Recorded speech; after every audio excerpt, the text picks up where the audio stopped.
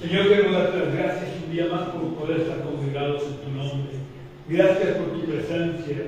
Gracias, Señor, por poder alabarte. Gracias por haberte revelado en nuestras vidas, porque si tú no te hubieras revelado, estaríamos todavía perdidos en nuestros delitos y pecados, Señor. Yo quiero pedirte, Padre, que tú puedas hablarnos un día más. Te pido que tú nos ayudes a tener un oído atento a tu voz para obedecerte. Que no seamos solamente oidores o leedores de tu palabra, sino que seamos hacedores de tu palabra. Que vivamos, Señor, lo que tu palabra dice, que vivamos conforme a tus preceptos, conforme a tus principios, conforme a tu voluntad. Que tu Espíritu Santo nos guíe cada día, Señor. Y te pido que tú tomes control de todo mi ser en esta mañana para poder hablar, Señor, a tu iglesia. Que yo solamente sea la boca que tú puedas usar, pero que seas tú el que esté hablando, Señor. Que hables a cada uno de los que estamos aquí y a cada uno de los que puedan ver y oír este mensaje a través de internet, Señor. Que tú seas glorificado sobre todos y sobre todos. En el nombre de Jesús. Amén. Hoy quiero hablar de un tema que es muy importante y muy conocido. Creo que todos o casi todos los cristianos conocemos este tema y lo vivimos por lo menos de puertas para afuera. O casi todos lo cumplimos lo mejor que podamos. A veces incluso en nuestra intimidad familiar. Pero el problema es que a veces se nos olvida que Dios conoce nuestro corazón y nuestra mente. Y en ese ámbito tan profundo, a veces no somos tan exigentes como deberíamos ser. Quizás, normalmente, si de verdad queremos vivir la vida cristiana, no vamos por ahí dando escándalos, ni vamos borrachos por las calles, ni visitamos lugares de mal vivir, porque el grado de temor de Dios que tenemos es lo suficientemente grande para hacer que no vayamos dando mal testimonio a vecinos y familiares. Pero de puertas para adentro, donde solo estamos con nuestra familia más íntima, a veces algunos cristianos ya se relajan un poco, bajan sus estándares morales y ya no son tan exigentes en cuanto a la santidad como de puertas para afuera. Aunque quizás no le levanten la mano al cónyuge, porque hasta ahí somos conscientes de que eso rompería nuestra santidad. Pero sin levantar la mano contra los cónyuges, ni maltratando físicamente a los hijos. Pero a veces el maltrato es psicológico, o hay una manipulación psicológica o emocional a los demás miembros de la familia. Y esto, aunque a veces no seamos muy conscientes, evidentemente no delante de los hijos. Y consideran que quizás al estar haciendo de forma conjunta y de común acuerdo no pasa nada. Pero la pornografía, sea como sea, siempre rompe la santidad. No siempre el hecho de que los cónyuges actúen de común acuerdo es garantía que se esté haciendo bien las cosas. Tenemos la historia de lo que pasó con Ananías y Zafira, lo podéis leer en Hechos capítulo 5. Los dos acabaron muertos a los pies de Pedro, pero actuaron de común acuerdo. Pero de la misma manera que un matrimonio actúe de común acuerdo no es garantía de que se estén haciendo las cosas bien. Que un matrimonio vea o consulte pornografía de común acuerdo es de todas maneras pecado delante de Dios. Por lo que, manteniendo la santidad en la intimidad del matrimonio, hay un área que a veces no controlamos, porque es el área más difícil de controlar. Me estoy refiriendo a los pensamientos. Porque Satanás se encarga de lanzarnos dardos de fuego a nuestros pensamientos. Y es inevitable que nos lleguen esos dardos de fuego. Porque no somos nosotros los que queremos que nos lancen dardos de fuego. Nos lanzan, queramos o no. eso no es pecado. Porque no lo podemos evitar ni controlar. De tipo sexual, que también, pero hay muchos pensamientos pecaminosos, pensamientos acerca de murmuración, de crítica. Nuestros pensamientos son difíciles de controlar y Satanás lo sabe, y por eso nos lanza dardos de fuego para tratar de contaminarnos. Y yo digo, es inevitable que nos lance dardos de fuego, pero, por así decir, es su trabajo. Es como si vivimos cerca de una granja. No sé cuántos de aquí han vivido cerca de una granja, pero se mantengan sobre nuestro cuerpo y pongan huevos sobre nuestro cuerpo. De la misma manera, no podemos evitar los malos pensamientos producidos por los dardos de fuego que las tinieblas nos lanzan. Pero sí que podemos y debemos evitar el recrearnos en esos malos pensamientos que rompen la santidad en nuestras vidas. Y aunque nuestros cónyuges no lo sepan, porque vamos a ver lo que dice el autor de la carta a los Hebreos, en el capítulo 12 de su carta, versículo 14.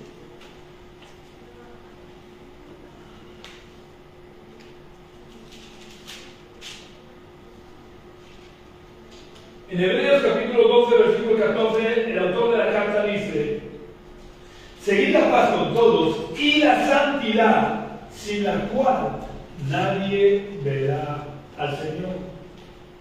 Es nuestra responsabilidad seguir la santidad y evitar. Sin santidad no podemos entrar en la presencia del Señor, porque Dios es un Dios 3 veces santo y no puede tener comunión con el pecado. Por lo que si no mantenemos la santidad, si no caminamos en santidad, Dios no puede tener comunión con nosotros. Quiero que leamos las últimas palabras de Jesús antes de morir, porque podrían parecer un poco chocantes. Vamos a leer el Evangelio de Mateo, Sabactani, que significa: Dios mío, ¿por qué me has desamparado? Yo quiero preguntarte esta mañana, ¿podía Jesús mentir? Evidentemente no. Jesús no pudo mentir, ni siquiera en esas circunstancias, ni siquiera en esa ocasión en la que estaba a punto de morir. Pedro lo confirma de que Jesús no mentía en su primera carta, cuando haciendo alusión a el profeta Isaías dijo que él y estaba siendo abandonado por Dios. Así que quiero que nos preguntemos, ¿por qué cuando más necesitaba Jesús la presencia y el apoyo de Dios, Dios lo abandonó? Lo abandonó por amor a nosotros. Porque Jesús en ese momento estaba cargando con todos nuestros pecados en la cruz, y en Jesús se estaba ejecutando el juicio de Dios por el pecado. Y Dios, a pesar del amor infinito que sentía por Jesús, por su naturaleza santa, nunca. Así que por grande y grave que sea el pecado que hayamos cometido, como dice también el autor de la carta que hemos leído antes, de la carta de los Hebreos, en el capítulo 4 y versículo 16 dice: acerquémonos pues confiadamente al trono de la gracia para alcanzar misericordia y hallar gracia para el oportuno socorro. Podemos acercarnos confiadamente al trono de Dios, no importa, perdona de todos nuestros pecados y nos da el oportuno socorro. Pero para poder obtener el perdón de nuestros pecados y que la misericordia de Dios pueda fluir desde su trono hasta nosotros, tiene que haber un verdadero arrepentimiento. No basta con decir Dios de su santidad, ni por unos momentos para poder acompañar a Jesús en la cruz. Tampoco va a hacer la vista gorda ante nuestra falta de santidad. Y si no caminamos por la senda de la santidad, Él no podrá acompañarnos. Y no podrá acompañarnos no porque Él nos vaya a abandonar, nosotros nos habremos alejado de Él. Si no queremos caminar en santidad, si no vivimos en santidad, somos nosotros los que nos hemos ido caminando solos, alejados de Dios, porque Dios está en el camino estrecho, no en el camino ancho. Dios es santo y habita la santidad, por lo que sin santidad nadie verá al Señor, ni en esta vida ni en la que viene. Y esto no es una novedad del Nuevo Testamento. Esto ha sido que su presencia no iría con el pueblo, porque era un pueblo terco, y por su pecado acabaría teniendo que destruirlo. Y para no destruirlo, dijo, mi presencia no irá con vosotros. También quiero que veamos lo que escribe Pedro en su primera carta, en el capítulo 1, versículo 15. Nosotros santos, porque Dios, que nos llamó, es santo. Dios es santo, su naturaleza es santa, por lo que no puede estar en ninguna parte donde no haya santidad. Por eso tenemos que tener claro que sin santidad nadie verá al Señor, ni aquí en la tierra, ni lo que es mucho más grave, tampoco lo veremos en la eternidad. Por lo que tenemos que plantearnos si queremos la presencia de Dios en nuestra vida o no, si queremos pasar la eternidad con Dios o en el infierno. Si queremos la presencia de Dios aquí y ahora y en la eternidad, tenemos que vivir en santidad, pero tenemos que vivir cristianos y coquetear con el mundo. No podemos ser cristianos y dejar que el pecado contamine nuestra vida. No podemos ser cristianos y dejar que nuestros pensamientos divaguen y se recreen en el pecado. Porque como dijo Pablo en Gálatas 5:24, pero los que son de Cristo han crucificado la carne con sus pasiones y deseos. Si somos de Cristo, no podemos dejar que los pensamientos divaguen por donde no deben. Pablo les dijo a los cristianos de Corinto que debemos llevar todos nuestros enemigos a la obediencia a Cristo, porque como demos libertad a nuestros pensamientos, las tinieblas usarán nuestros pensamientos como piedra de tropiezo para nosotros mismos. Por eso, como cristianos, no debemos de practicar yoga o filosofías orientales o meditación trascendental que inducen a dejar los pensamientos en blanco, porque es un campo abonado para que Satanás pueda sembrar su semilla.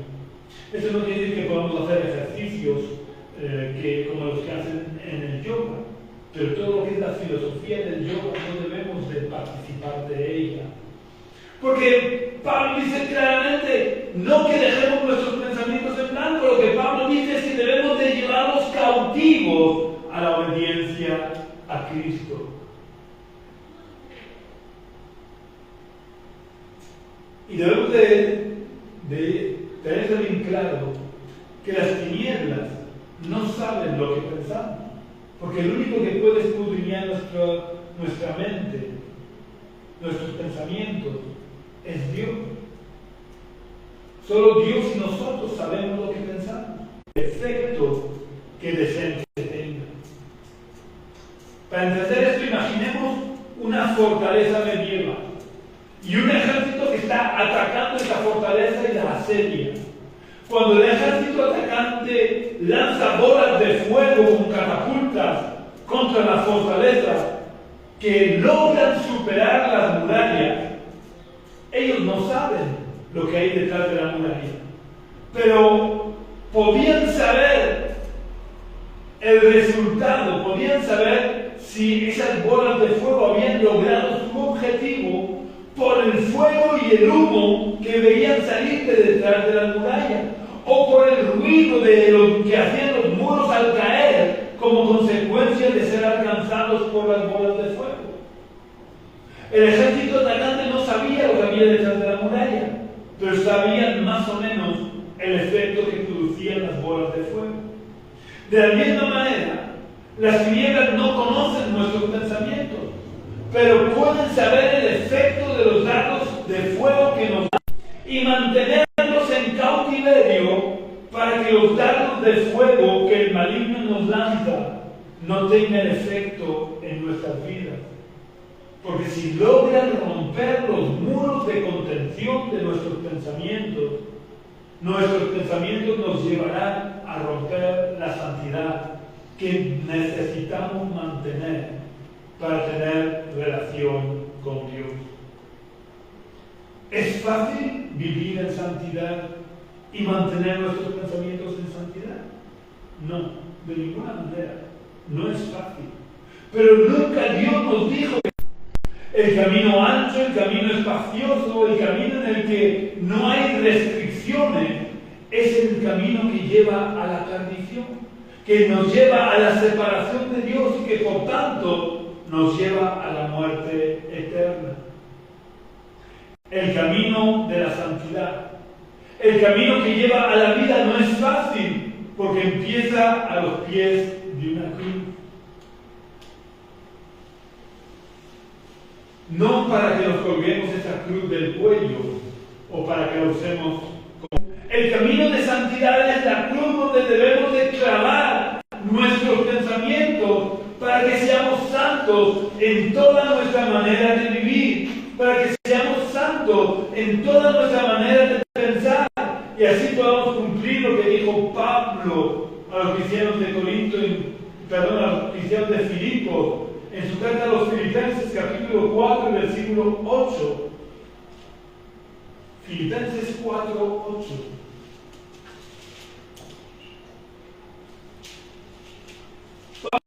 Todo lo que es de buen nombre, si hay virtud alguna, si hay algo digno de alabar, en esto pensar. Mantener los pensamientos cautivos en la obediencia a Cristo se logra mediante el cumplimiento de lo que Pablo enseña en este versículo. Si tenemos nuestros pensamientos siempre ocupados en todo lo que es verdadero, en todo lo honesto, en todo lo justo, en todo lo puro, que nos mantienen cautivos a los pies de Cristo. ¿Por qué es tan importante, y estoy enfatizando tanto en mantener nuestros pensamientos en santidad, cautivos a los pies de Cristo? Pues porque no podemos seguir la santidad si nuestros pensamientos no están cautivos en la santidad de la obediencia a Cristo. Quería recordar el versículo que leímos hace un momento, que se encuentra en la primera carta de Pedro, en el capítulo 1, versículo 15, donde Pedro al final del versículo dice: sed también vosotros santos en toda vuestra manera de vivir. Debemos de ser santos no solo en algunas áreas de nuestra vida. No podemos ser santos solo de cara a los demás. Tenemos que ser santos en toda nuestra manera de vivir, porque Dios conoce nuestros pensamientos y a Dios no lo podemos engañar. Es evidente que la respuesta que Dios espera a esta pregunta es no. Así que, ¿cómo podemos avanzar por el camino de la santidad siendo pecadores como somos? La respuesta a esta pregunta la da el apóstol Pablo en su primera carta a la iglesia de Corinto, en el capítulo 6 y versículo 11. En 1 Corintios 6:11, Pablo dice: y esto erais algunos, después de haber dado toda una lista de pecados, dice: y esto erais algunos de vosotros, pero ya habéis sido lavados, ya habéis sido santificados, ya habéis sido justificados en el nombre del Señor Jesús y por el Espíritu de nuestro Dios. Podemos avanzar por el camino de la santidad, porque el punto de partida ya no es nuestra naturaleza pecaminosa. El punto de partida comienza en la cruz, donde Cristo clavó el acta de los decretos que nos era contraria. Por lo que cuando aceptamos el sacrificio de Cristo por nuestros pecados son perdonados. Por lo que somos limpiados de todos nuestros pecados. Somos santificados y somos de la condición condición de esclavos del pecado. Ahora somos santos porque Dios nos ha santificado. Ahora somos libres porque Cristo nos ha hecho libres. Y somos justificados porque Dios nos justifica a nosotros, imputándole a Cristo nuestros pecados y a nosotros la justicia de Cristo. Y además, Dios pone en nosotros su Espíritu para que el Espíritu, camino de la santificación. Por eso ahora es nuestra responsabilidad no manchar las vestiduras blancas con las que Dios nos ha vestido. ¿Quiere eso decir que nunca más vamos a pecar? No. No quiere decir que no vayamos a pecar, dado que todavía arrastramos este cuerpo de muerte. Pero ya no somos esclavos del pecado. Ya no vivimos pecando deliberadamente.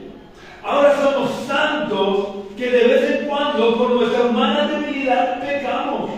Pero el pecado ya no es nuestro amo. Y como Él ya no es nuestro amo, ya no estamos obligados a obedecerle. Ahora nuestro amo es Cristo, que nos lleva de victoria en victoria sobre el pecado. Porque cada vez tenemos que ir pecando menos. Dios nos ha hecho santos por medio de la santidad. Debemos seguir la santidad y debemos de avanzar por el camino de la santificación, porque sin santidad nadie verá al Señor. Y esto se logra crucificando nuestra carne con sus pasiones y deseos, y llevando todos nuestros pensamientos cautivos a la obediencia de Cristo. Quiero insistir, no es un camino fácil, no es un camino cómodo, pero Jesús ya nos advirtió que el camino era estrecho y que hay restricciones. Pero tenemos que tener claro que el final de ese camino ancho nos llevará a la perdición, a la condenación eterna. Y lo que no has llorado y sufrido durante esta vida, lo llorarás y lo sufrirás durante toda la eternidad. Mientras que el que ha elegido el camino de la cruz, aunque durante esta vida tenga que sufrir persecución, tenga que sufrir restricciones, tenga que sufrir penalidades, en la eternidad de la cruz, y que se avanza por él a través de nuestra santificación y termina en la presencia de Dios con gran gozo y alegría, y un camino ancho, sin restricciones, pero que acaba en el infierno, lleno de tormento, donde será el llanto y el crujir del diente por toda la eternidad. Insisto, no hay otro camino. Debemos de elegir entre el camino estrecho y el camino ancho. Nadie puede escoger por nosotros. Es nuestra decisión. Dios tenía que hacer, ya lo hizo. Él envió a Jesús a la cruz para que nosotros pudiéramos ser santificados por medio del perdón de nuestros pecados. Pero ahora nos toca a nosotros aceptar el sacrificio de Cristo y convertir a Cristo en el Señor de nuestra vida para obtener la vida eterna en presencia del Señor. Una vida llena de gozo. O podemos decir, descansa en paz. Pues no descansa en paz. Esa es una de las grandes mentiras de Satanás. Ahí es cuando de verdad comienza el sufrimiento para aquellos que han vivido de espaldas a la voluntad de Dios. Ahí comienza de verdad el sufrimiento para aquellos que han rechazado el sacrificio de Jesús en la cruz. Y empieza el gozo verdadero para aquellos que han caminado por la senda estrecha. Vamos a ser juzgados por las leyes de Dios, por los mandamientos de Dios.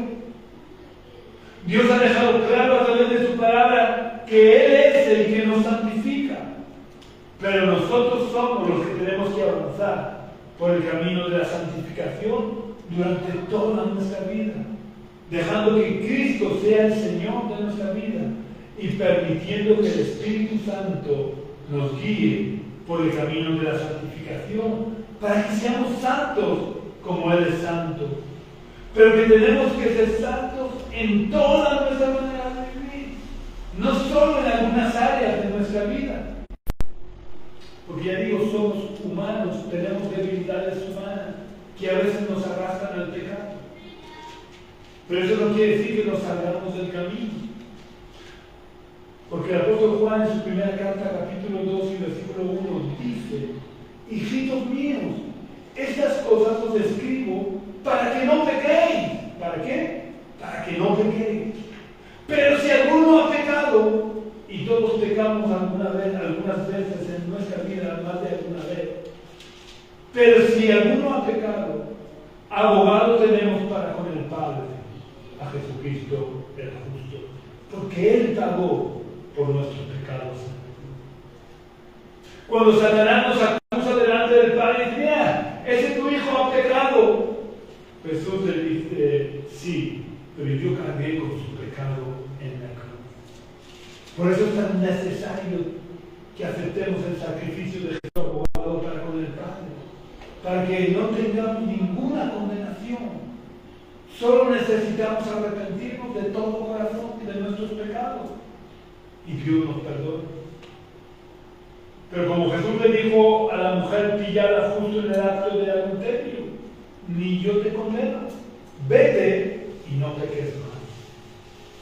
No podemos hacer como los futbolistas cuando le ponen la zancadilla o le dan una patada a otro que van, le dan la mano y le dicen disculpa, y cuando se dan la vuelta están pensando: la próxima vez te lo daré más fuerte.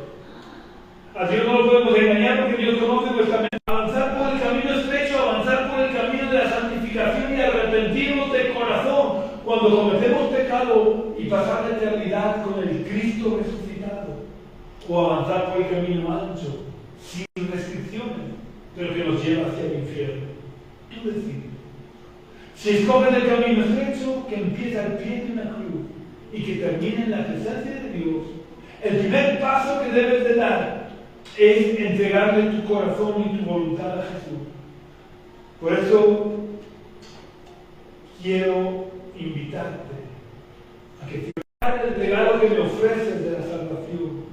Quiero aceptar el sacrificio de Cristo en la cruz por mis pecados. Te pido que todos mis pecados sean borrados, que todos mis pecados sean perdonados.